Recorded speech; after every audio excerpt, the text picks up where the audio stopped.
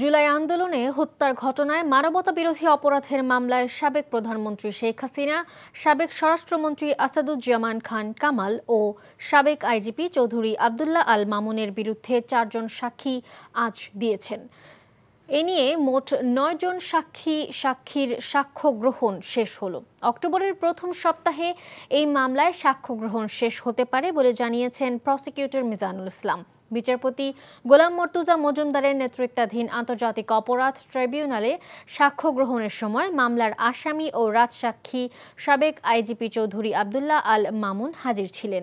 4 সাক্ষীর মধ্যে 2 জন আহত জুলাই যোদ্ধা এবং 1 জন নিহতের মা, অপরজন জব্দ তালিকা করার সময় প্রত্যক্ষ সাক্ষী। শেখ হাসিনা এবং কামালের পক্ষের রাষ্ট্রনিযুক্ত আইনজীবী সাক্ষীদের জেরা করলেও মামুনের আইনজীবী জেরা করেননি।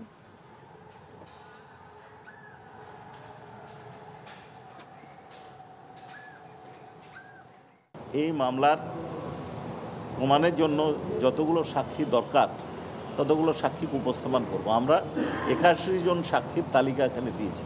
আইনে আমাদের অতিরিক্ত সাক্ষী দেওয়ারও সুযোগ আছে। সাক্ষী আমরা আশা করছি যে আমরা আগামী মাসের মধ্যে, না হলে পরবর্তী মাসের ফার্স্ট উইকে উপস্থাপন কমপ্লিট করতে পারব।